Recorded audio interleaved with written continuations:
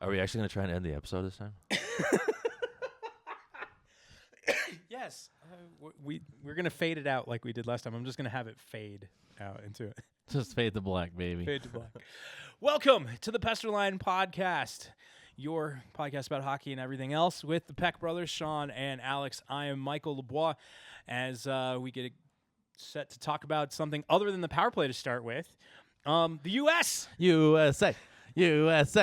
Winning 2 gold medals in hockey, both the ladies and men's, doing the thing. Sweep. Got the broom out. In identical fashion, by the way. That was great for my heart. That was kind of. I loved it. I loved watching both of those games go to overtime on late tying goals, and then struggling through overtime. I want to applaud your brother, by the way, for waking his ass up fucking early, driving all the way over here to live stream to one person. To Travis, Owen, thank you for watching. We really appreciate it. Someone's got to do it. Someone's got to do it. I actually ran into him at the Bad Omen show on Tuesday, and he said that it was fun to watch us for a little bit. So, but yeah, if you guys want to go back and watch that, it's saved on our channel. You can watch it and watch Sean and I make complete asses out of ourselves for about 3 hours. It was great. But I was not there because I was on a plane to Italy. Yeah, and I actually thought Alex wasn't going to be here tonight, and he's here because he's a trooper and he gives a shit about this, which is awesome. Hell yeah. But the narrative around this is incredible. Like you think about it, you had 2 top goaltenders for the women's and men's teams just standing on their heads. I hate to say that Devon Taves is the one getting stoned and probably the save of the century. That's going to be on coins. Yeah. That's That's stamp. going to be a stamp forever. That is going to make a stamp. Should they make that the international stamp so you have to send it to I think Canada? USA Hockey needs to make that like a bronze statue outside their headquarters. Yeah, that needs to go outside the put it in the NHL Louvre thing in New York. That needs to be right outside. But a lot of narratives got crushed in that game as well. Narratives about Austin Matthews, narratives about Connor Hellebuck, and a narrative that we all knew was true already about Jordan Binnington, but that he's garbage. Okay. All right. I'm just kidding. I'm just kidding. Folks, I will say, and this is hard for me to do, Binnington played lights out. Yes, he did. I was just being an asshole. Yeah. I don't know. I don't know what it is about Jordan Binnington, but in the NHL, he is so hit or miss. But when you put him on literally a stage like that, like an international stage, you're just gone. He's just lights out. Do you lose some audio? Yeah, my audio keeps going in and out. Are you dying?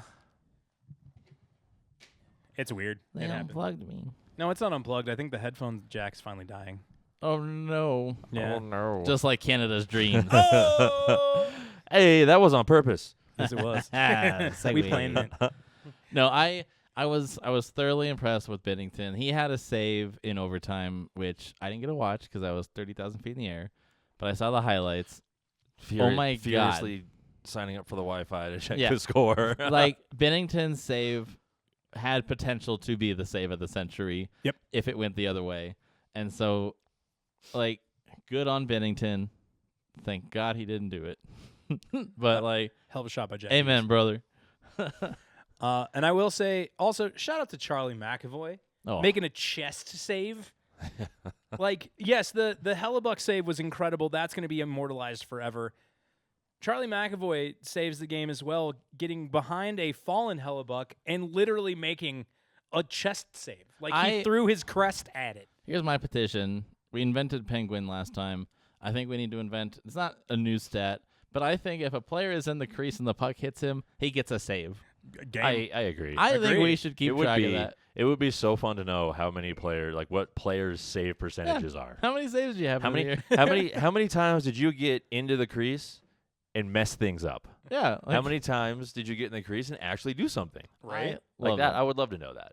It's just like you loop it in with like block shots. You already track block shots. Just like were they in the crease? It's a save, not a block shot. If it's on target, that's the key though. If it's gonna hit the post, it's not a shot on goal. Sorry, that shit pisses me off. This game was magical. I'm so upset that I was in the air for it, but I'm gonna watch highlights of this for the next 20 years. I'm gonna watch that Keller goal and that Hughes goal for a very long time. I just like the Keller goal was so crazy. Like watching that outlet pass, just the heads up play to be like, okay, Canada's changing. We've got a moment. And like the funny thing about it is like it's all risk. It's in 3-on-3 hockey. If you go and shoot the puck, you're basically saying like, here, other team, you have the puck now. If this doesn't go in, you have a chance. And so for her to just say, you know what, I'm calling a game. Oh, and that Deke, she dangled. I forget who said it. Somebody said 42 needs to just retire from hockey right now for Canada, because that dangle was nasty from a defenseman. Who just and then she like just the let go, just like the let go, release and lets it slide by. Unbelievable, fucking magic, just beautiful. That was such a huge relief when that went in. Because you look at like what the U.S. did, the U.S. women did that whole tournament. up to that one goal, up to the start of that game, they had allowed one goal all tournament, and then Canada scores. You're like, oh no! And I said on our podcast before the Olympics, the Canadian experience freaks me out over the USA youth because if the United States gets into a 1-goal deficit situation, are they going to freak out? Yeah, as soon as that Captain America doesn't freak out. As soon as Canada scored that goal, I heard your voice in my head go, "This is it. This is the end." Yeah. And I just until Hillary Knight tied it, I was like, they're going to lose one game this entire tournament, and it's the gold medal game. Like they've allowed 2 goals and they got the silver medal. Are you kidding me? Yeah. She's a legend.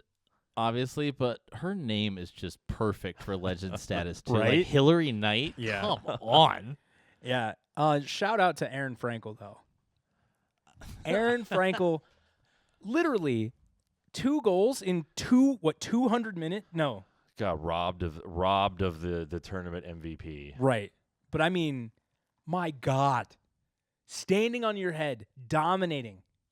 6-0. You allowed 2 goals in 6 fucking games, man. That's nuts. That's insane. It is insane the parallels between the men and women, because like Hellebuck's performance was legendary. Frankel's performance is just the thing that's frustrating is I want a Frankel jersey so bad. And like the USA shop just has absolutely nothing. That sucks. And the Boston Fleet shop only has like large.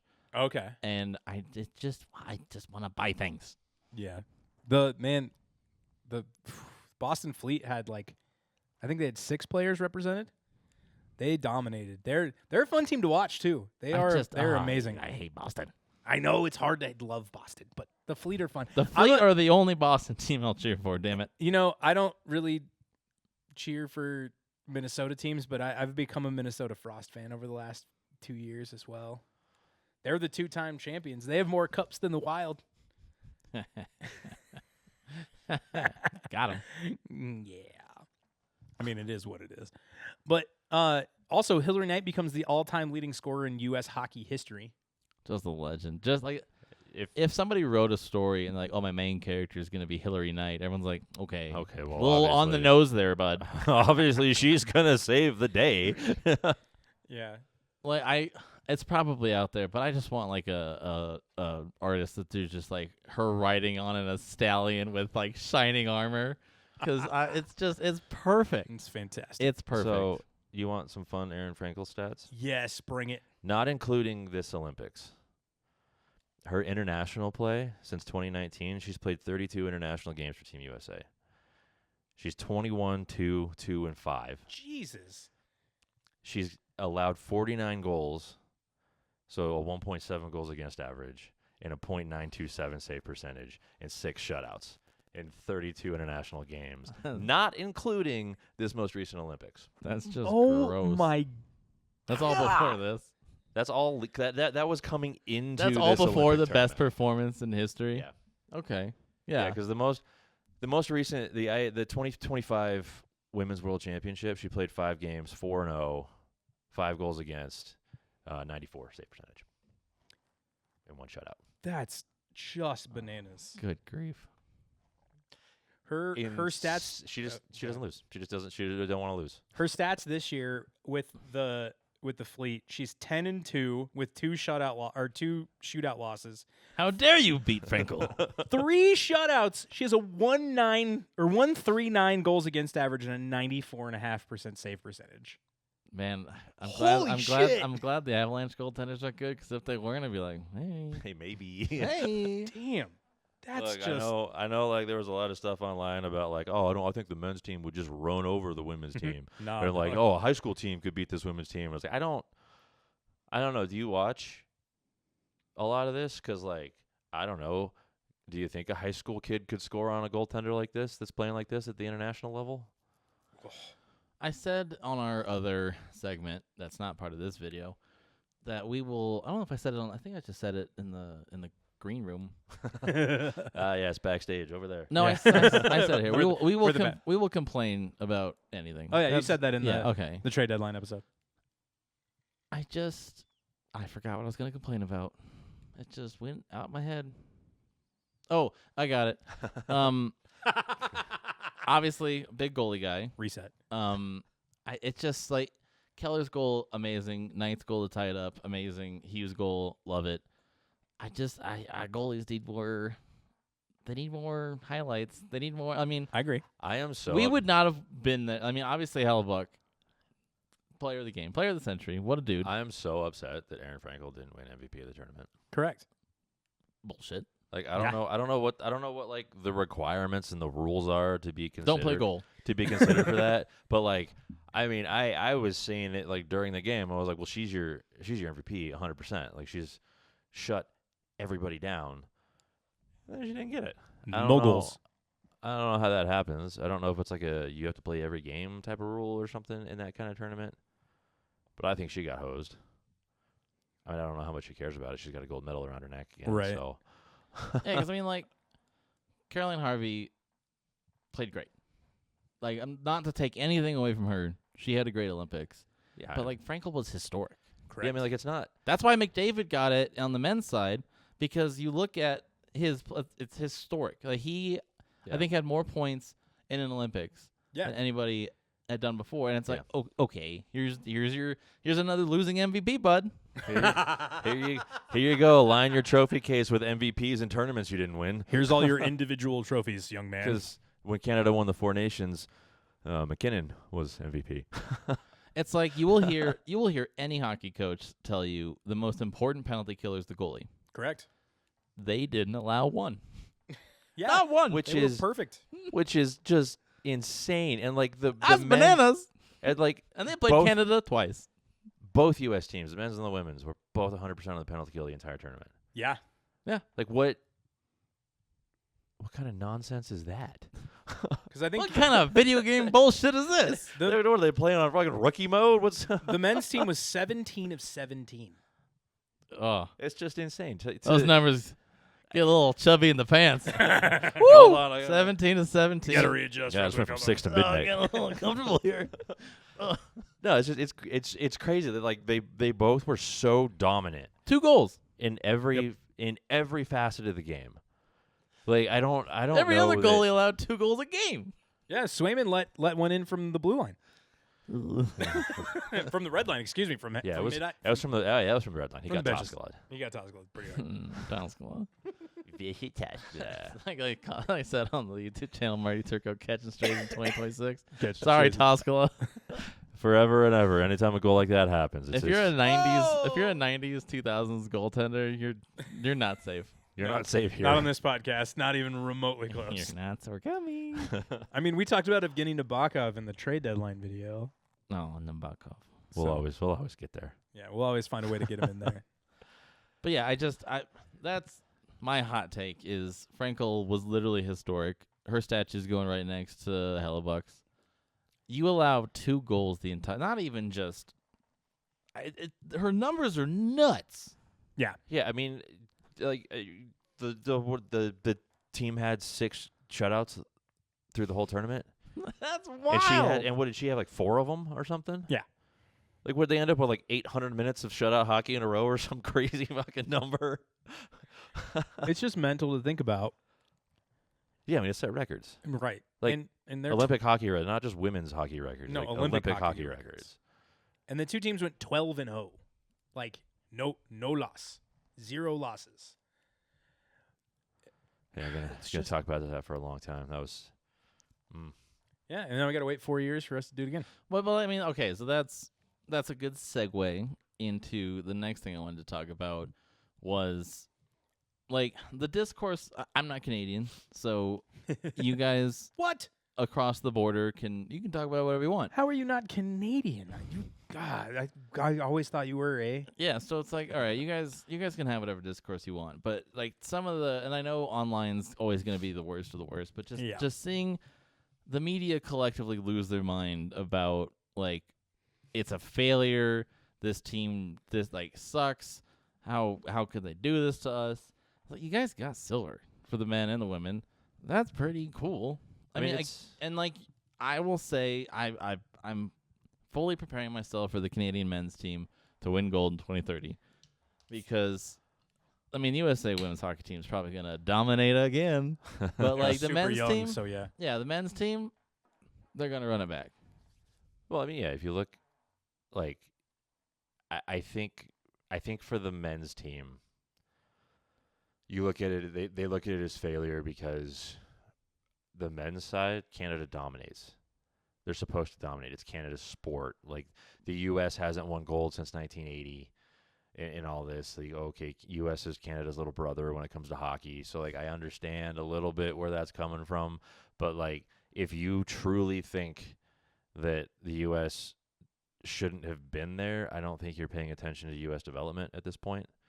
But it's also like, I mean, you guys are more plugged into other sports than me, so maybe you'll have an opinion on this. I just think it's wild to see how much Canada ties its national identity to the hockey team because, like, the United States basketball team got their ass kicked. I forgot when. Well, Olympics, and there was the media talking about, like, oh, this is a failure, and then the United States baseball team lost to Japan in the World Cup of Baseball, or whatever the fuck they call it. World Baseball Classic. And it's like, that's literally America's game. And we lost to Japan. Yeah, it got taken. And it was Ohtani versus Trout. Like, yeah, it got taken out of the Olympics because the U.S. dominated so much right. at baseball and softball. It was a highlight reel moment in baseball with, like, young, fresh, foreign talent versus, like, the homegrown legend. The good old American boy. And we lost. And it was like, oh, we lost. And, like, we just went on with our lives. With the basketball analogy, part of it is, and I think I'm using this term right, you can correct me if I'm wrong, I Alex. will. The U.S. kind of hoisted itself on its own petard because they want to make it an international game. So as they made it more international... What? I don't know what that word means. Essentially, they hung themselves I don't have an English degree. I'm the one here without the English degrees. You have like 5 other ones, though, that are very important. He's got a criminal. I have a psychology degree. Oh, I thought you had like a few degrees. I have one. Oh, damn. I'm wrong. I was in school long enough to have like 5 or 6. So was I. He got his degree. He set himself free. Yeah. National American University. Mm-hmm. I was in school long enough to have a doctorate. So, and I only have a bachelor's. But no, the NBA. A lot of people go to school for 8 years. They're called doctors. Did I catch a 9er in there?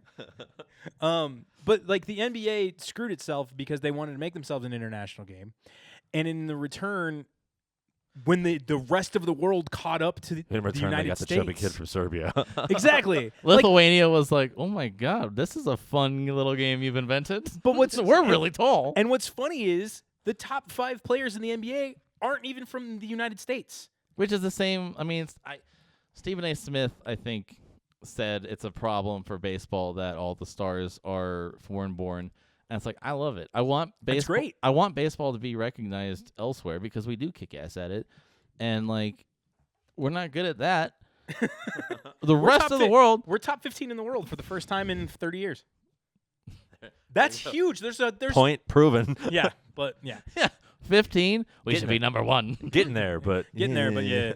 We're the number one we have American football team in the world. Well, we have them. This U.S. national team has the most players in Europe or playing and starting in European leagues around the world than any other U.S. national team. Like playing for Barcelona and Bayern Munich and Atletico Madrid, AC Milan, like top clubs in the world, have Americans in their starting lineup, which is unbelievable. Which is also funny and a weird tangent. It's so strange to me that so many Americans, like hockey players, play like big name Americans play for Canadian teams. Hellebuck, Matthews, Tkachuk, both Tkachuks. Yeah. Well, then Hughes was in Vancouver until recently. Quinn. So strange. They're captains. Yeah, Tkachuk and Matthews are captains, and Hellebuck might as well be. Quinn was the captain. Quinn was the captain. But yeah, to put my train back on this track. I don't know.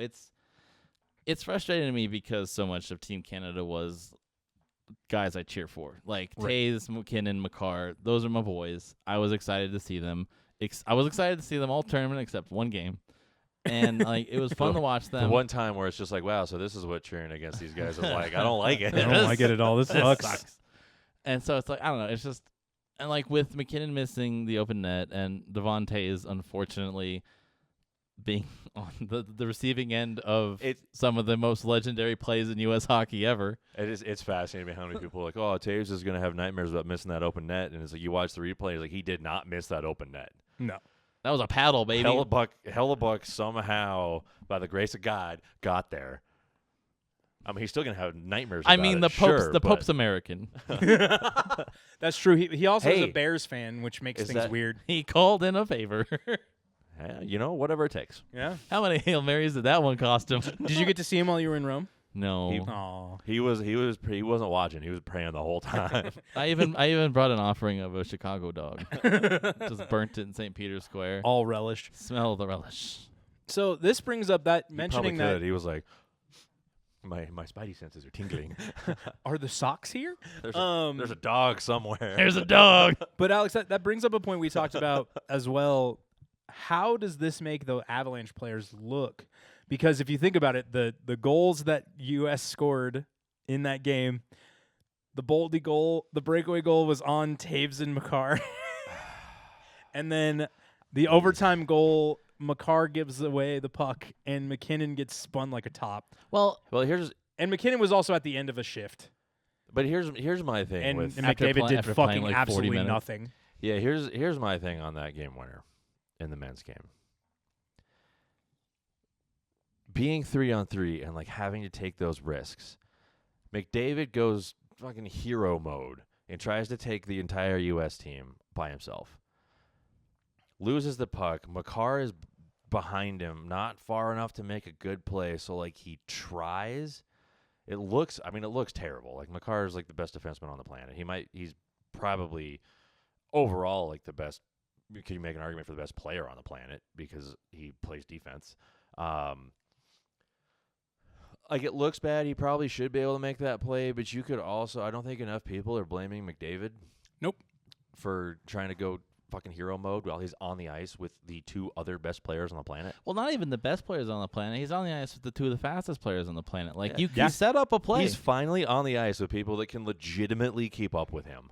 Like that's been McKinnon's problem most of his career. Is like he'll enter the zone, look back, and it's like everybody's getting in the concession stand. He's like, okay, I guess I'll do it myself. Right. Yeah, I mean, it sucks to see. Like, I mean, you can't defend the Boldy play at all. That was just they got beat. They got split. That was the Archangel Michael coming down and saying they're gonna win this one, baby.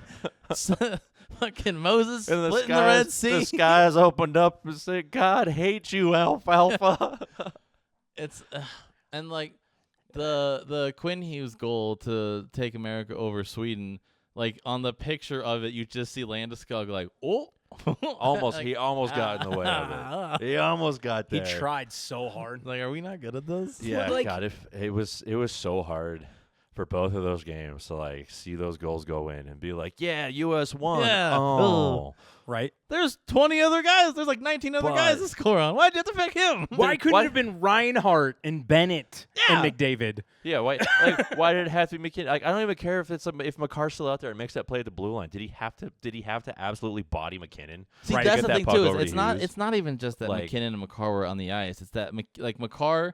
If McCarr makes that play, it's a 2-on-1 McCarr McDavid. Like that's With game McKinnon there. coming from Yeah. behind. Like okay, I get the thought process. It sucks you didn't get the puck. You took the risk. It didn't work out. Right. Cool. But then watching McKinnon, one of the most physical forwards in the modern era, a guy who I've seen throw a helmet at another guy.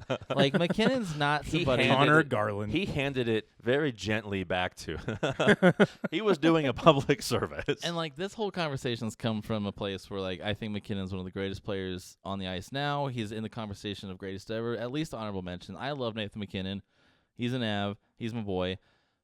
You can't get bodied like that off No. the puck. No, you can't. No, he was turned around. It was just And like, then you got McDavid coasting in on the back check. well, because I've watched the replays probably 100 times just to inject my dopamine Straight into my for the day. veins. I just watch it, and I think McDavid was getting ready because Hellebuck, as great as he played, Hellebuck was scary with the rebounds. Oh yeah, they were. He fat, was a fat little. rebounds. He was letting those bad boys off left to right. He's got a awareness before he cracks those off. It's like he's just like, you get a rebound, you get a rebound. And so I think McDavid was I think there's two things going through his mind. Number one, he saw Jack, and was like, I can take him 1-on-1. Yeah, I can a win. I forward. can win the battle for the rebound. A forward back on defense, I don't care who it is. That's why Yeah, you have an you advantage. think you have the advantage. Anytime you see a forward Right. back on defense, you're like, oh, I got this. And that's why, like, I was watching an interview with Jack where he said, I just want to also say, I keep saying Jack because I've been saying Jack Eichel all week. And he's been like, you're an idiot. Yeah, it's Jack Hughes. Yes, I'm just going to stick with Jack. Hey, just say Jack Hughes like you're Hughes. French.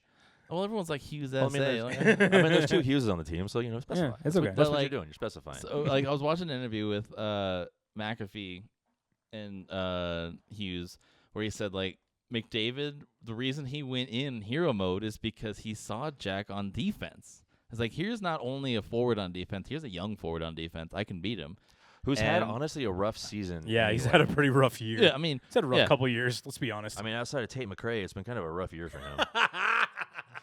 And then it's just like it's Shit. yeah. So like that whole play was just, I think McDavid, again with McCarr, he saw some risks and he wanted to take them. And you gotta take risks. It's 3-on-3, but like It's the last game of the season. Can't hold we anything back. know, we know. But it's just so funny because again, like everyone said before, 3-on-3 is all about possession, and that's what's so funny about the Canadians bitching about 3-on-3 is like, this isn't new to you guys. We've been playing 3-on-3 in the NHL for the last like 8 years. Right. You know the game. But also, like, you can put McDavid, McKinnon, and McCarr out on 3-on-3. All the time.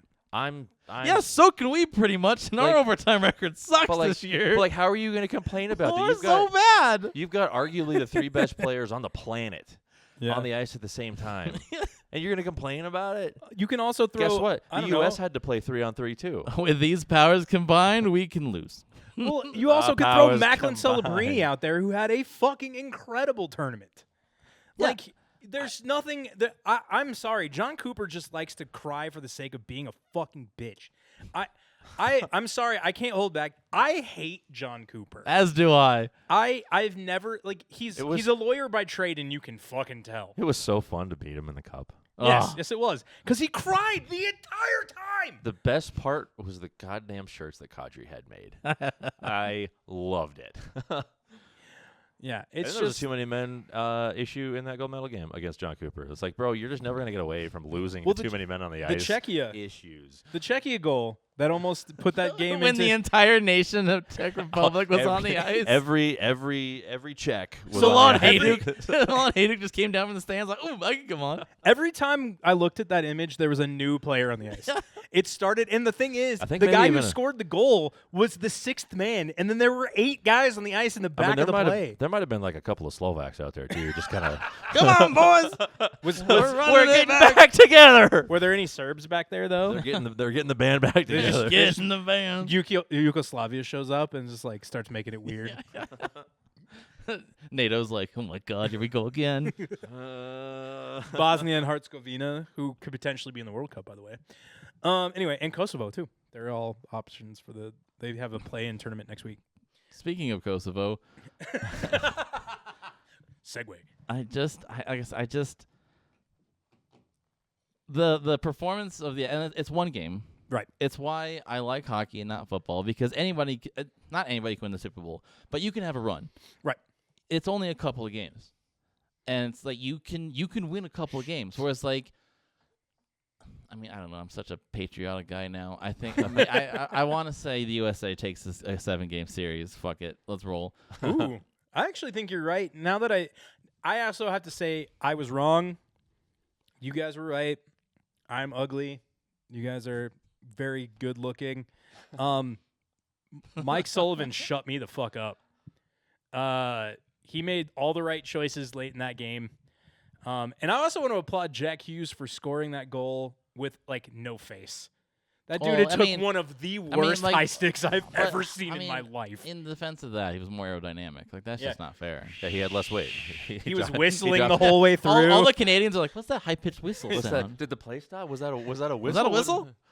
But no, he outcoached John Cooper I say he outcoached John Cooper in the third period and overtime, because Canada had that game like when they tied it up, they really put the pressure on, and it really made it a struggle. Like that goal by Makar was fucking nasty. And thank God Makar scored it, so there's just like a little plus for the Patrick Waugh's not saving that. Martin Brodeur not saving that. That's a fucking nasty shot. That was one thing I was going to bring up. I love that Makar scored on an assist from Taves. Yeah.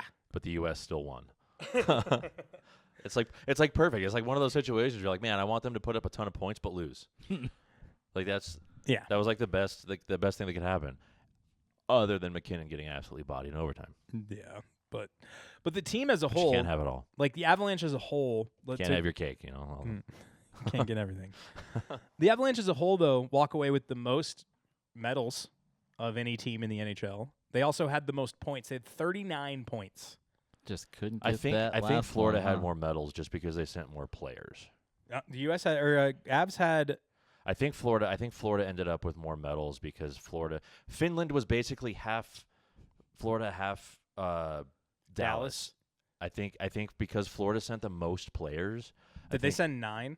Yeah, I think Florida had more medals solely because. And Russia's not. Can you imagine if Russia was in the Olympics? Oh my God, Jesus. Barkov and Shushkin. Yeah, because they would. And Ovechkin. Yeah, they would have way more players.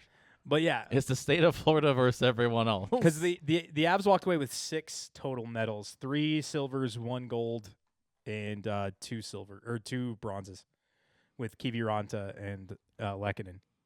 Kiviranta, who then proceeded to get hurt immediately. Both of them are actually hurt now. Kiviranta got hurt in the second game back, and Lehkonen got hurt last night.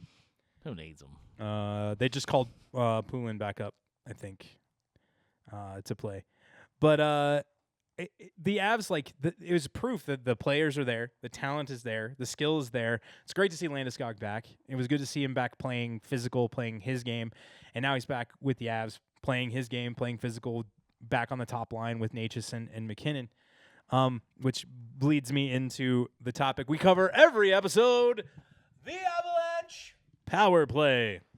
Because I'm always going to have something to say. So the frustrating part about the power play is that we scored on our first one and we scored on our last one, and then there were 9 in the middle, including a 5-on-3, I believe, in there that we did not score. So they're 2 for 11 since the break, back again. The first one looked great. It was great puck movement, great cycle through, and then Marty Natchez does what Marty Natchez has been doing all fucking season, and he blasts one from the dot and he scores.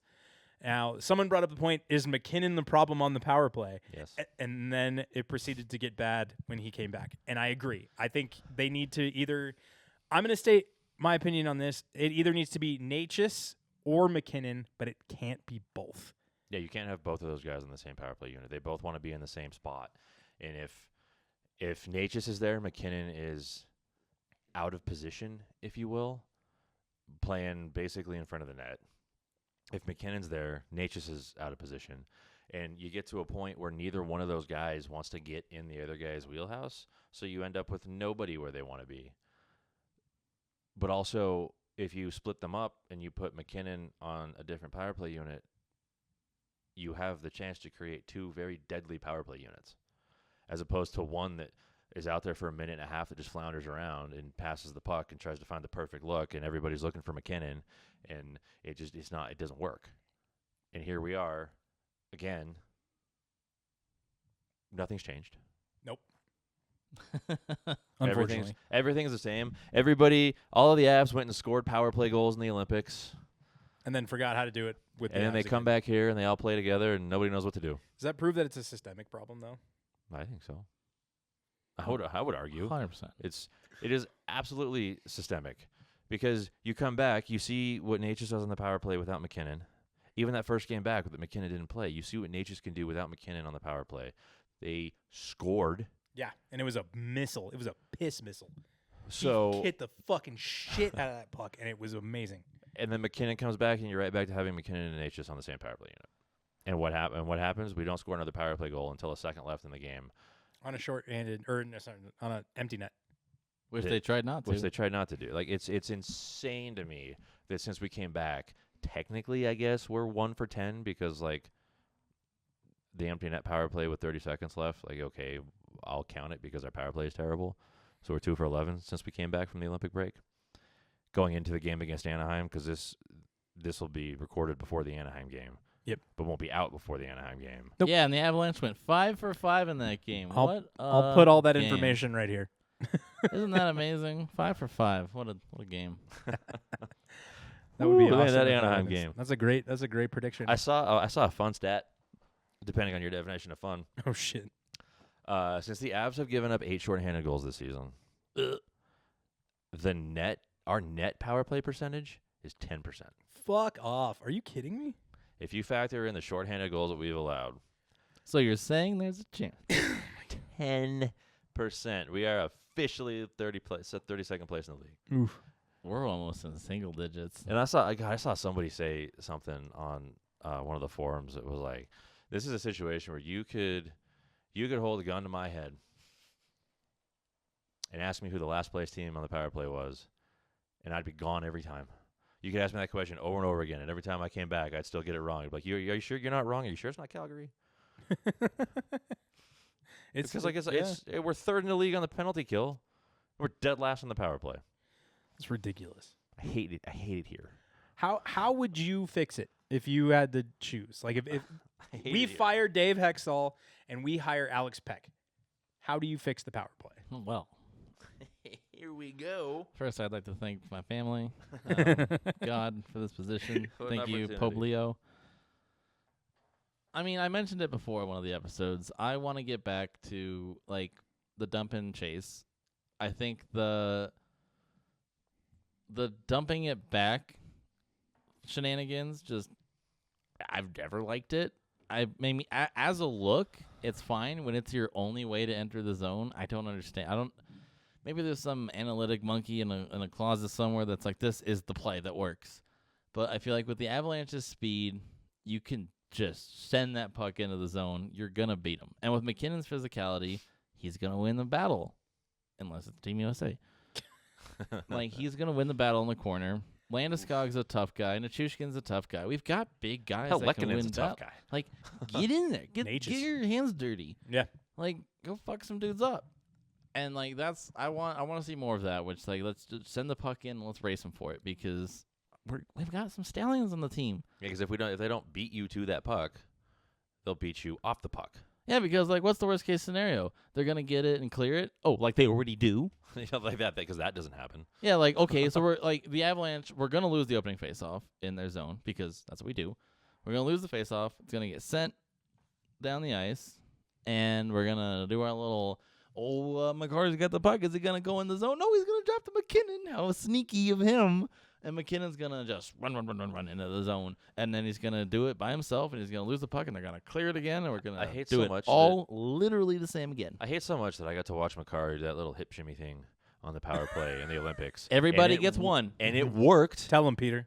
He's got the Avs got one, Canada got one. So like he's done unless he gets traded. So that's it until he goes home to Calgary. I'll do it once for Calgary. Yeah. And then, okay, I have a question for you. Based on your comment about the face-off, where are the Avs sit in the face-off percentage win in league right now? that's tough because they've done better this year than historically. I would say I think they're top 10. I'd say 17. They're ninth. God damn it. Ninth in the NHL in face-off percentage at 51.3%. That's probably the best they've been in a decade.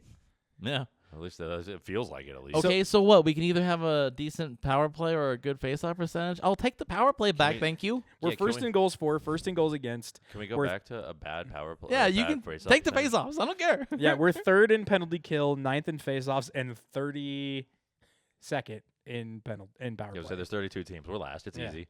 Yeah, and last. God, we're literally. So we're top 10 in every other category. We're 1 through 3 in a few of them. At a certain point, can we just take 5% from our face-off percentage and give that to the power play? That'd be nice. That'd be hella nice. I want to do that. I want that to happen. It's just weird because, like, you would think with the talent we have that our power play would be better and more functional. Well, you'd also think our 3-on-3 would be better. Yeah, that too. I think that's partly due to guys thinking they have to do it by themselves. Gimmick fatigue. Yeah, that too. I'm done with 3-on-3. Personally, I'm done with I don't so much hate games not ending in ties. I don't so much hate the 3-on-3 as much as I hate the shootout. Right. The shootout's the worst. I would say change the point system. I know it's not fair to change the point system again, but I would go to a 3-2-1 system. 3 points for a regulation win, 2 points for an overtime win, 1 point for an overtime loss. I just make overtime longer. Why is it only 5 minutes? Money.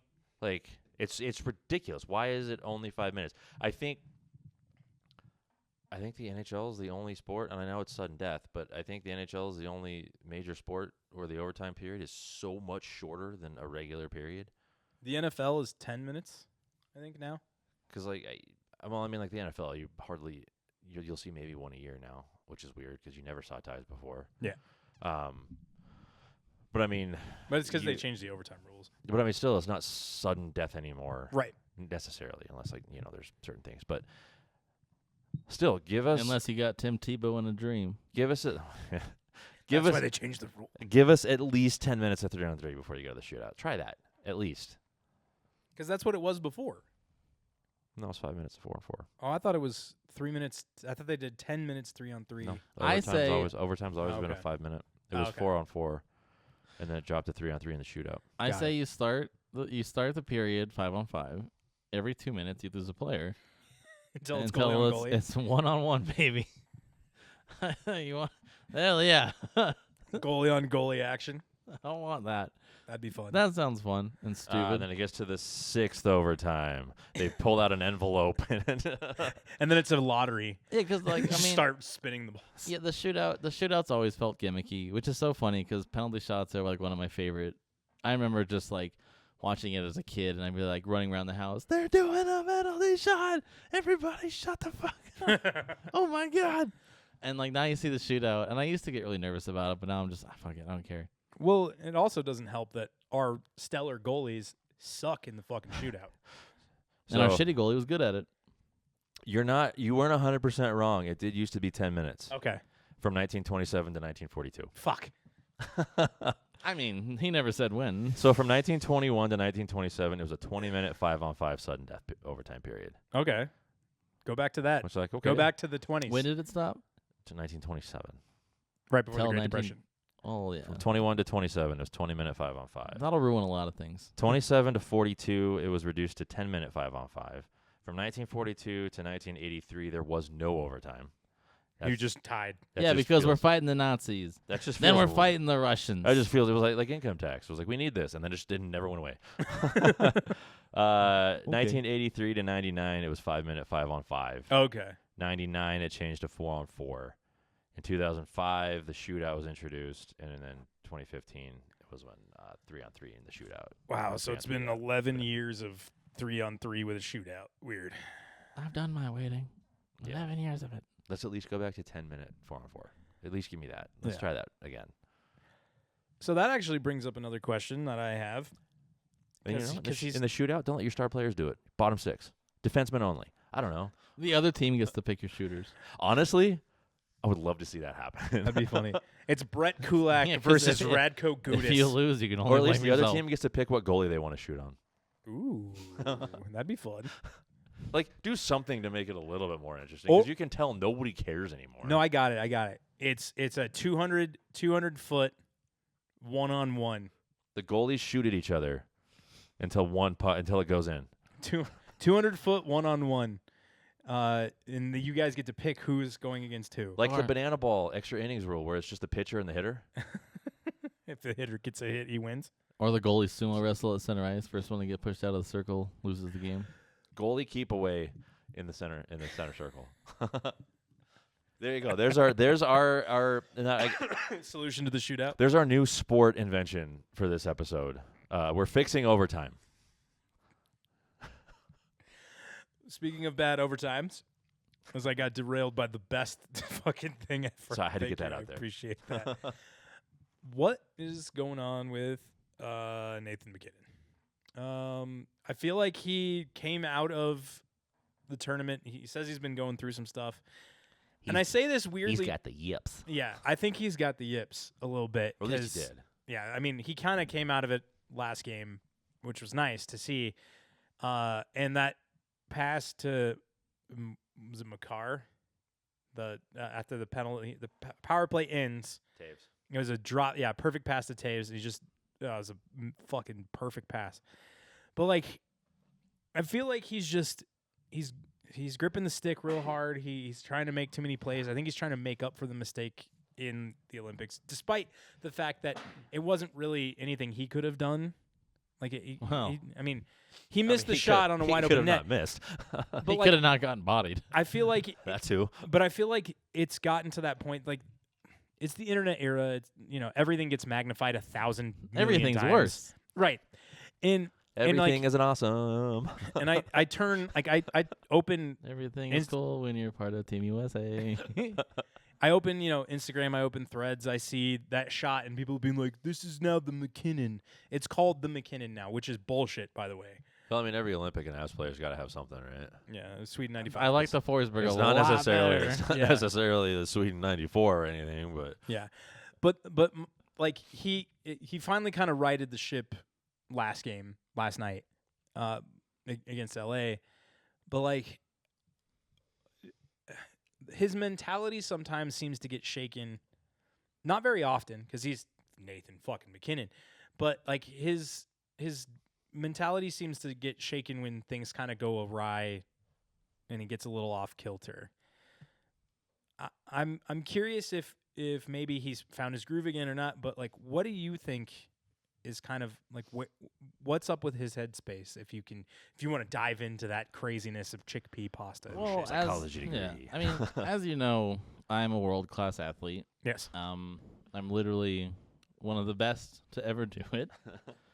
So I can definitely speak to Nathan MacKinnon's headspace right now. Thank you for putting me in my place. No, I I appreciate know that. it's like that is the internet era. I mean, there weren't this many people talking about Forsberg when he fucked up. There weren't this many people talking about all the times Patrick Waugh fucked up in the playoffs. Well, I mean, it's like that thought process. Even just like for us growing up, it's like, man, I'm glad none of my high school events were filmed and put on social media. Yeah, like it's exactly even down to like that level. Yeah, and so it's like the MacKinnon missing in the open net.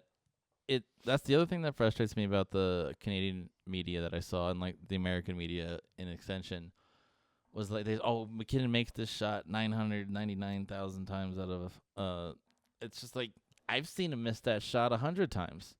It's this just season. In the regular season, Yeah. and it doesn't matter. And so it's like hockey. They say it ad nauseum. Hockey is a game of inches, and he just didn't have it right then. And like when you slow it down, you take the still frame. You're like, oh my god, the net was wide open. But like then you got to think Hellebuck was on his fucking game that night. But that's in the back of MacKinnon's head. He's like, I need to make the perfect shot, otherwise Hellebuck's gonna get to it. So he's not just shooting the puck at the net. He's shooting the puck at a zone. And then like you do grip your stick a little tighter. You're not just letting it rip. Well, and also, it's the gold medal game. It's Right. Canada. The game, like at that point, like the Your game, hero the game is did this. the game is 16 on years your ago. stick. There's a lot of pressure. Yeah, and your hero and best friend. Yeah, your hero, mentor, best friend, who was on the team, And you're out did there, this and you're out 16 there years trying to ago. win that game for Sid. Yeah. That's a lot of pressure to put on It's one a guy. lot of pressure. And again, I come from a place where I love Nathan McKinnon. Sometimes this shit just happens. Like I can't say he has the yips because it's only been a couple games since Well, he's I been think- back. Honestly, I He's think, averaging 2.5 points Yeah, per game like, since he's been back. I honestly- It's I think Nathan that's- freaking McKinnon. He'll but I think figure that's it out. part of why he looked a little shaky in that first game that he came back for because Because he's not online with freaking McDavid. well, it's like that's still weighing a Silverine, little yeah. on his mind. Like That's Like, an adjustment. he's missed shots like that in the past, and I mean you Everyone know, does. Everybody's gonna miss that shot a lot in their careers. But I mean, given the situation that it was, like I think it might have taken a game or two for him to like get that out of his head and kind of put it behind him. And like normally, regular season game, you miss something like that, your team loses. Okay, cool. You move on. We've got 81 other games. The only other comparison, like the frustrating thing is too, is that he's Canadian. Right.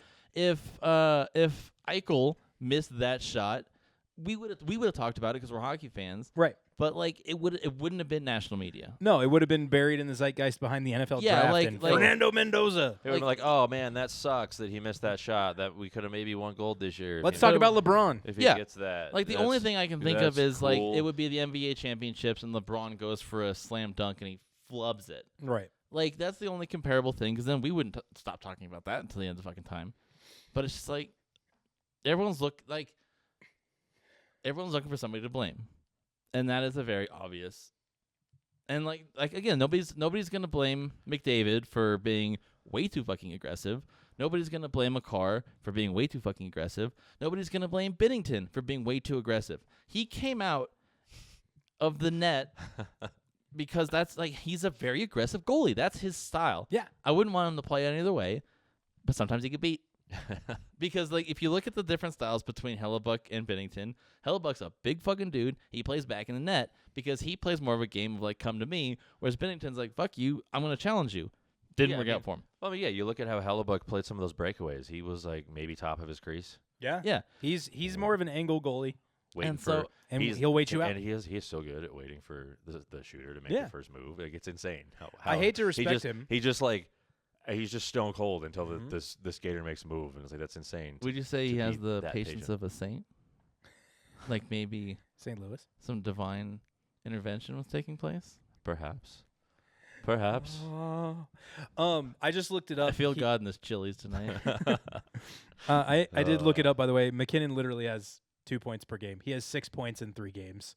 So I might be wrong. It just eye test wise, he looks a little shaky. But okay, And so like the Well, I passing mean, lanes it's the and same, stuff like that. It's the same issue that we had with Rantanen forever, where it's like he looks terrible, and then you check the score sheet, and he's got 4 points. Like, how the hell did he do and that? you're like apparently I'm an idiot. Yeah, How did he do that? exactly. He Apparently I looked suck like at hell. this. I think he spent half of his ice time on his ass. Right, and it's the eye test part of it. Like that's the part that frustrates me is like Just a moose grazing in the field. right because like you look at McKinnon A in baby certain moose. areas, like in the Minnesota game, for instance, every pass he made that wasn't an assist was picked off or in a bad position or a blind pass to no one.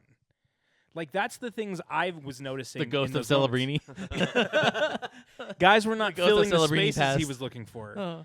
Oh, I forget. Celebrini's not going to be there. Okay, so now that I've spent the last 10 minutes defending McKinnon, that brings me to something else I really wanted to talk about involving a Mr. Nathaniel.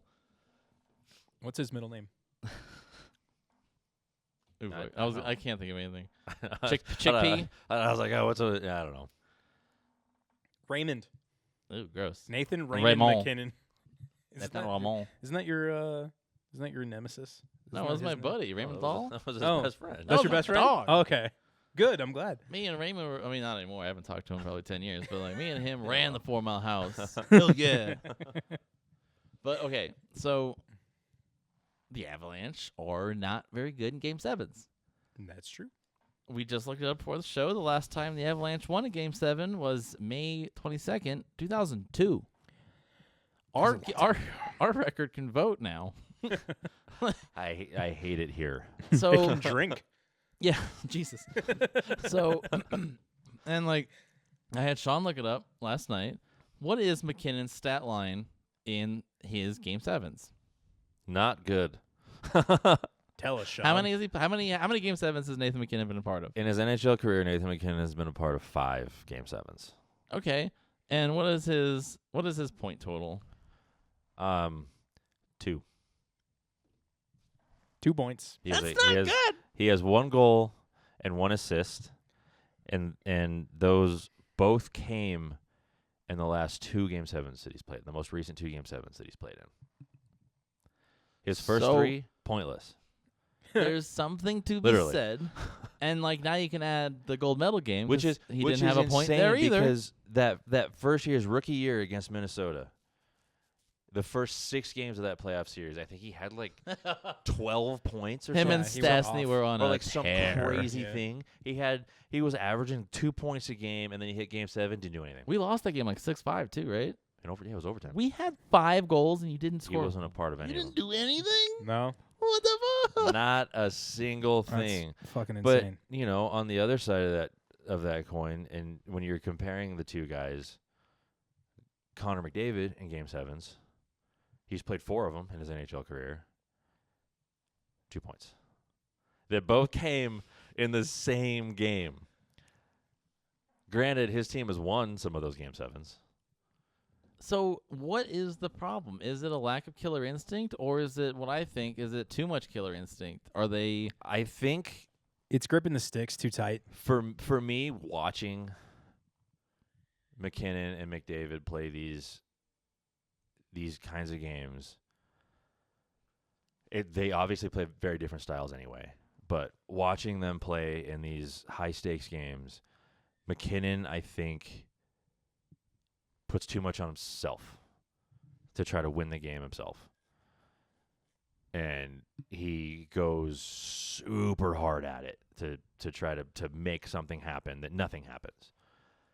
And then you watch McDavid play in these kinds of games, and there's not that much of a killer instinct. He kind of disappears. Like he's there, and like he tries to make plays at points.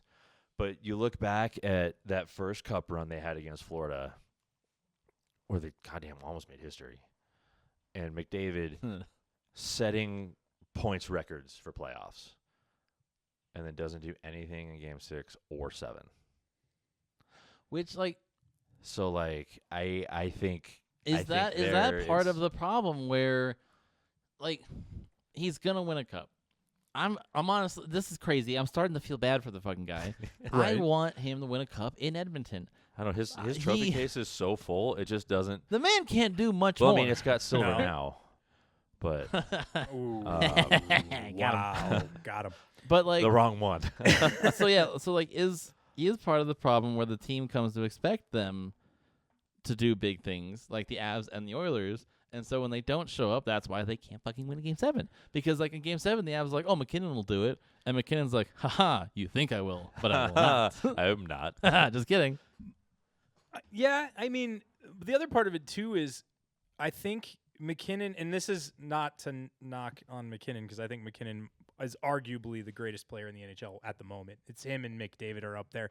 Ovechkin's still one of the greatest scorers of all time, and he's still in the league.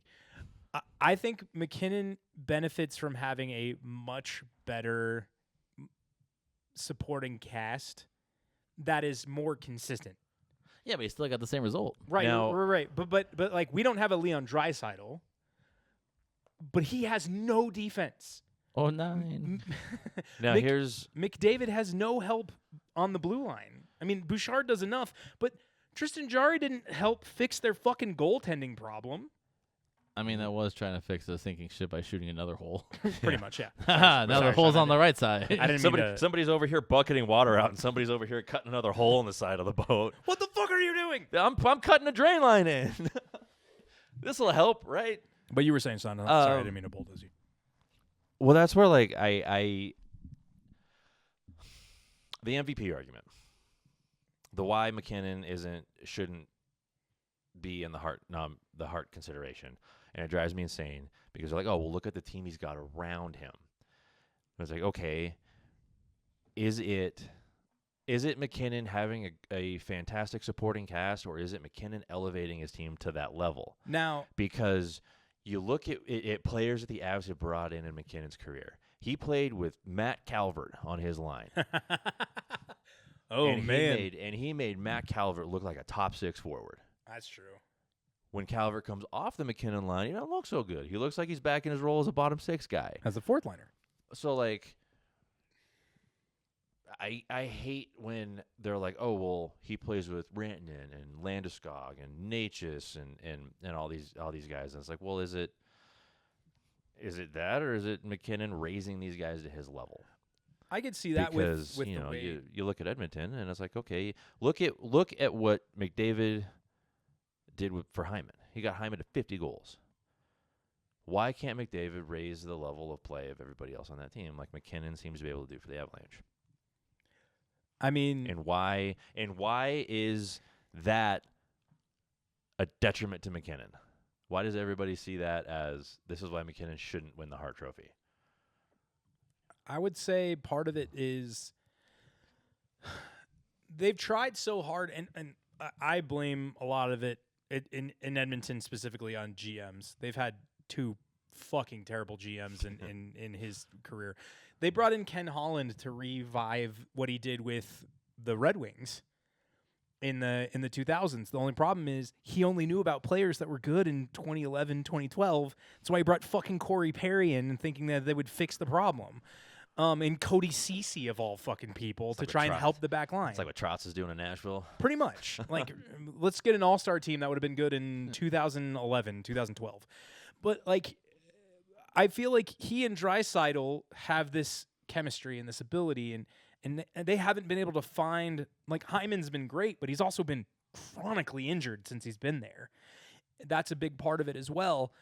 Whereas, like, I feel like McKinnon's had a little bit more consistency with the guys that have been there because the injury level hasn't been that bad. Last year was rough. Last year was a fucking disaster between players going into protocol for, you know, players assistance programs with Nichushkin and, you know, losing Lehkonen early in the season, Rantanen going and getting traded.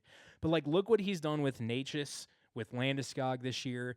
Even, like, going down a couple lines sometimes and playing with Brock Nelson and just looking at the rotation they have in that top 6 because Bednar's nickname should be Ninja because that dude's a fucking blender. Like, it's just ridiculous.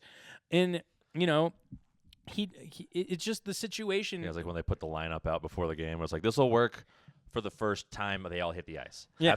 After everybody gets their first shift, that gets thrown out the window. Right. And Bednar's just going, McKinnon and who else? Right. And who's ready?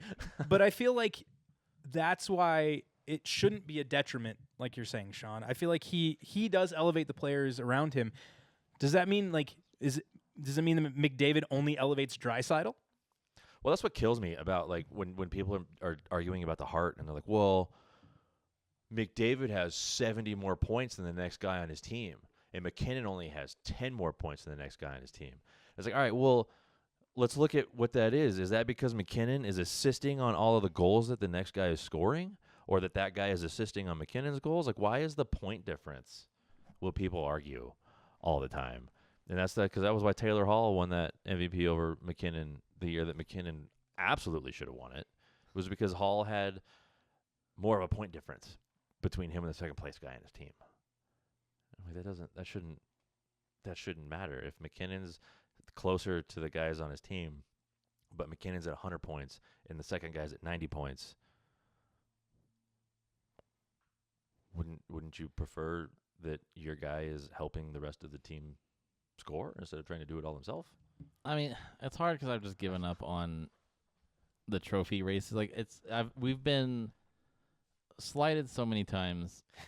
It's just it's hard to get into the trophy race because Varlamov should have gotten the Vezina. McKinnon should have like 8 Hearts. Like, the trophies where there is a legitimate statistical relevancy, like the Richard, okay, we know who that's going to. the guy who scores. There's no There's no gray no area. voting. Yeah. Right. And as soon as the last buzzer sounds on the last regular season game, he's got it. And so like those trophies, I'll still like watch those races. But yeah, I don't know. I can't do it with. I mean, it's like even McKinnon said, he's like, I don't care about the individual stuff. I want the cup. Well, we're getting the Jennings this year, which will be nice. Shut up. Hey, we can have a fall off. Well, that's true. I mean, They haven't looked as lights out. It's because they didn't get to go to the Olympics. Well, that's probably better for them now. Yeah, because they would have had silver and been yeah, because that's all we need is the fucking Jack Hughes stamp to have fucking Blackwood. Oh no! Oh no! We've already got Taze on the stamp. We don't need Blackwood. We don't need all of our guys to have been on a stamp. Did somebody say wood? Wood? That's my second Full House reference this show. Let's see if any of the other Eagle Eye viewers can By the find way, the first one. Comment. So we've made a lot of references to a bunch of different movies and shows. Because we're old. So if you can name any of the references in this episode, comment them down below. Because we want to know that you guys are paying attention. I'll give you a crisp high five. Yeah. Well, we don't have any sponsorships or any money to give you. Red Bull. We could, Red Bull hook me up. I really like your new cherry Sakura. It's really good. One of the craziest things about this season as a whole in the NHL, which has been a fucking weird year all around. The Olympics will do that. The Avs have essentially been in first place since the Christmas break. We're number one. 93 game days since they were not in the top seed of the entire NHL. One of the craziest stories of the year is that I hate to use this phrasing, but if the season were to end today, Florida misses the fucking playoffs. Good riddance. Yeah, but Tampa's in it. Yeah. Right, but we might be staring down a Colorado Tampa Cup. Another, yeah. Why is Florida so good at hockey? Because they've utilized no income tax. It's Florida and Carolina. And Texas. Well, Carolina's going to choke in the playoffs, so we don't have to worry about them. So as of right now, Florida is currently I'm so bad at math.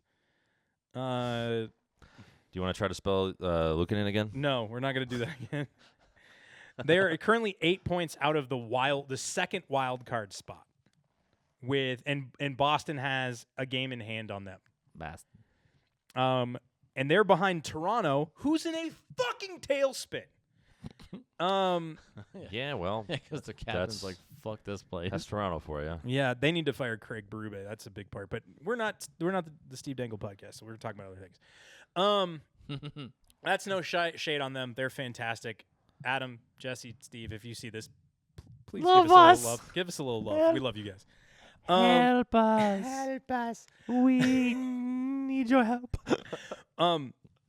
With that being said, what are some of the biggest surprises for you guys this season? For me, like the fall off of Florida is they brought everybody back and they've looked like dog shit. And That's what happens when you sell your soul. Yeah, pretty much. But the like, devil comes due. You think about it, the Rangers, Devils, Panthers, Maple Leafs, who all made the playoffs last year, are in. That's the bottom four teams of the Eastern Conference right now. The wheels on the bus do not go round and round. And you're getting Buffalo is in second place. It's the end of the world. Tampa, Buffalo, Detroit. That might be my biggest surprise is Buffalo's turnaround. Yeah, because I mean they had like a 10-game win streak this season already. Like, it's insane. Maybe Buffalo should go out and try and get Trocheck and Adam Fox at the deadline. They're plus 25 this year. When was the last time Buffalo had a positive goal differential? I think it's been a minute. I think Ronald Reagan was president. You know what I think it is? It's because they let go of Georgiev before the season It was back started. when we had 20-minute 5-on-5 overtime periods. Back when I started watching hockey, there was only 6 teams. Yeah, I think either Buffalo being as good as they are, or the Avs power play being even worse than it was last year. Oh my god! Oh wait, we can do worse. That's shocking that it could have been worse. But wait, there's more. I think Maybe the ShamWow guy can slap some sense into the power play. Slap chop guy. is he out of prison? I have no idea. For those who don't know, the ShamWow guy's been in jail for a minute. Last I checked. Slap the wrong chop. Slap the wrong shot. Those ShamWows really don't clean evidence up very well. They'll suck up wine, but yeah, evidence. So as of right now, as the season is closing in on the final 20 games of the year for some teams, there's currently only 2 Canadian teams in the playoffs. And they're both wildcard teams at the moment. They're going to burn the White House down again. Canada's pissed. They're going to burn the White House down. God, they lost gold. They're going to go another year without a cup. Yeah, because, I mean, and Florida's going to win it again. If things keep going the way they are for Edmonton, they've lost 6 of their last 10, and the Sharks are on the rise. The Sharks are on the rise. The Ducks look fucking great. The Kings look great. Yeah, the Ducks are in wait. second right now. They've won 5 in a row. God, I can't wait for that Edmonton-LA postseason matchup again. Ducks fly together. The Kings have to do some work to get into the playoffs. Well, I wouldn't be surprised. At a certain point, they'll probably look at the standings and go, wait, we need to play Edmonton in the first round. We better win some games. So as of right now, the teams that are in the playoffs in the West, the Avs, the Stars, and the Wild in the Central, which is a crazy race right now. There's 9 points separating those 3 teams. But the Avs have a game in hand on Dallas and 2 games in hand on Minnesota as of the recording of this. Yeah, but we keep losing to our division. Yes, we do. I think we have 10 losses. Like 9 of them are against our division. Yeah, we can beat the snot out of every other team in the league, but when it comes to some which is teams great, in the except the division, first round's division. Yep. And then the Pacific is maybe Vegas, Anaheim, and Seattle. Anaheim is only a point off of Vegas with a game in hand to take over first place in the Pacific. And then the 2 wildcard teams, in the second wildcard spot, we have Edmonton. Oof. Can you tell me who the first wildcard team is? Nope. John? Let's see. Is it Utah? It is Utah. The Utah Mammoth are the number 1 wildcard team right now. 66 points. They're 31-25-4. It's one of the best single season turnarounds in their history. I still don't recognize them as a team. The Arizona Coyotes are at the wild card. Yeah, I mean, McKinnon's got to redirect his hatred for the Arizona Coyotes to some other team. well, Connor Garland's is he still there? I have no idea. Yeah. And then As soon as Utah happened, it was like, I don't care. And then the East, it's Tampa, Buffalo, and Detroit in the Atlantic. The world is healing. I will still never get used to saying Detroit in the East. Correct. It's weird. Carolina, Pittsburgh, and the Islanders in the Metro. And then it's the Habs and the Bruins. How do the Penguins survive this month without Crosby? I don't know. Do you think they keep it up, or do you think losing Crosby hurts them? I don't No, losing Cosby doesn't hurt him. I mean, they lost Malkin. I mean, they had Crosby, but They're down 2-1 right now to the Bruins in the third. it's just one of the things. Like, does Crosby being out, does the next time Next time. does they won't McKinnon win kill next time. Gudis for what he did to Crosby? There's a hit out of him. Probably. I mean, like, he saw Gudis take Crosby out, and he was like, that one. That was the Czechs, right? Yeah. I mean, it's in the name. One of Boston's goals was scored by Casey Mittelstadt, assisted by Nikita Zadorov. Sweet. I remember Middlestadt. I mean, he got us Charlie Coyle. I remember Big Z, too. He also got us Gavin Brindley in that deal. Big Z. I think the biggest surprise for me is definitely Boston. And the way that Boston. Detroit, or not Boston, Boston being mediocre is kind of nice, but Buffalo being second. And then Detroit kind of finally, the Yzerman plan finally The Yzer coming plan. together for them. Well, he had to save his job somehow. Yeah, it's kind of ridiculous. Oh, to you think guys about. want me to win games? Sorry. Oh, I'm supposed to build a winning team? Weird. It's hard when you don't have Nicholas frickin' Lidstrom. That's true.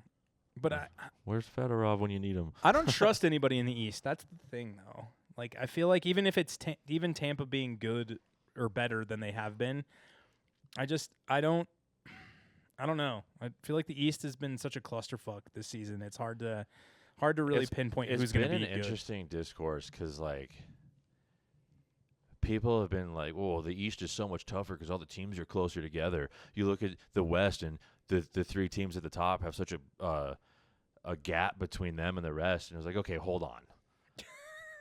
Is that because the teams in the East all suck and they're just beating up on each other? That they're all so even? Like, at first I thought you meant geographically, and I was like, what does that have to do with anything? Like, yeah, New Jersey's close to New York. Who cares? They don't have to travel as much. No, but it's like it's hilarious because, like, do they all just suck about the same, and that's why all of their records are sort of equal to each other? Because, like, they're all just like they're just like, oh, you win this one, and then we'll win the next one, and then we'll win, and then you win. It's all up and down. I don't know. I mean, it's tough if the East hasn't won the last freaking 18 cups. I mean, I just wonder, like, the fatigue of the top teams in the East. Like, Every so often you'll throw a Western Conference team in there, but it's like it's been what? Florida, Tampa, Colorado, Vegas, Tampa, Florida. Because it was Tampa, us, Vegas, Florida. Yeah. Yep. Gross. So that means it's our turn. And then I hope. Capitals before that. Blues. That one was so weird. I was happy for O'Reilly. I think I was at your apartment for that final. I think we were like working on something. Probably. I distinctly remember. No, I was watching your cats. Just guys being dudes. I was watching your cats because you guys were in Vegas guys. or something. I don't know. Well, gentlemen, is it time? Is it time for the 3 stars of the podcast? We'll get that. Ka-chow! We'll get that lined up eventually. Blue! Oh, man. 3 stars of the podcast. This has become one of my favorite segments. By the way, I got a message on Instagram about our first short about the Corpusalo, or about the Luukkonen misspelling. About how terrible you are at spelling. Yeah, about how terrible I'm saying. And the person stated that that's a 10 out of 10 segment idea of spelling Finnish goalie names. Did they catch the second segment where you did it again? In my defense, I thought it was Uka, not Uko. So there. Anyway, 3 stars of the podcast. Enough about me being a dumbass. I want number 1. You want number 1? Okay. I am going to give my star to Full House for getting 2 references in.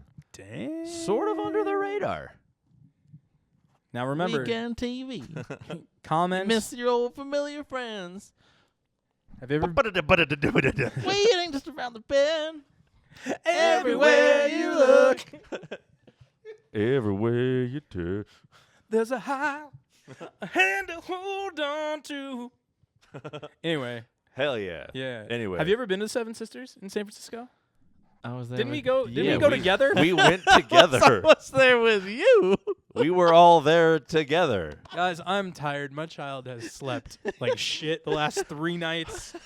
Have you ever been to the same? I'm losing my job soon. Have you ever been to the same place that we were all at together? We were at the park together. We went to the record store down the street from them. That's when we hiked the Land's End Trail. Oh, I love it. I'm fucking exhausted. I'm sorry. You know what? I want to split half a star to Mike's memory. I was gonna say that. God damn it. All right, Mike. Who's your star?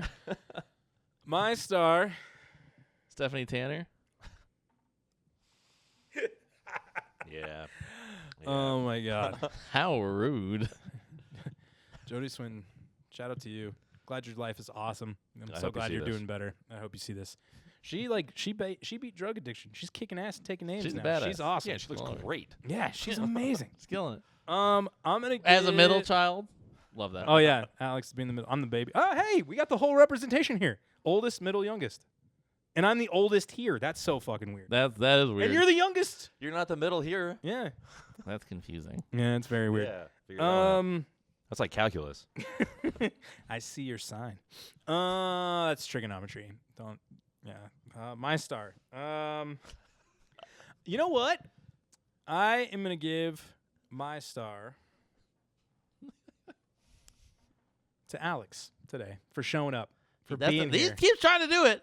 No, I'll give my star to you. He tried to do that last time. No, but it's for real. Like, I'm giving it to you because you didn't have to be here today, but you came in. You're tired. He just traveled in. He's been home for a couple days, getting used to new time signature. Getting ready to travel again. Travel again To Bangkok. to Bangkok. But honorary mention to the Buffalo Sabres and what the fuck is going on there. The Pakulas are trying to get something right because it sure as shit isn't the Buffalo Bills. My first star, The number one star of the podcast. the United States Secretary of Defense, Erin Frankel. She doesn't know how to spell her name, but god damn it, she can stop a puck. I hope she sees this, and I hope she runs with that nickname. Because that is perfect. That's fantastic. Because what a woman. Yeah. Damn. That's a good one. I like that. 2 goals in the Olympics? That's just gross. That's insane, man. That's nuts. And like 4 shutouts. Yeah, Insane. Yeah. I love it. Comment down below who your star of the podcast is. And Was it any me? engagement is great. Was it me too? Was it also Alex? Don't say Alex will yell at you. He will comment and I don't be like- angry. I don't like attention. But yeah, also keep an eye out for our shorts. And Because I lost mine. It's almost summer. I don't know where they went. I don't know, Eat right? my shorts. Also, Sean will probably be without sleeves as the summer comes because he loses them all the time. He never wears them. It's very true. But yeah, make sure to comment, like, subscribe, tell your friends. One of my goals for this next week is to get this up on the audio versions. Call out our name mid-coitus. PesterLine! And tell your friends. Like we'd love to have more people come Hell, check tell us your out. enemies. Yeah, tell anybody. Tell your parents who Show don't us the know- people you hate. It could be torture. You see I a don't guy know. walking down the street walking his dog? Tell that fucker. Yeah, be like, hey, you guys heard of the PesterLine podcast? Honk no, your horn. Scare the shit out Go of listen him. to these 3 idiots who don't know how to end an episode. I've been trying to end the episode. Look, it's just going to be our thing. How much of Fade to Black can we play before we get in copyright I problems? don't know. We'll have to look it up. 30 seconds.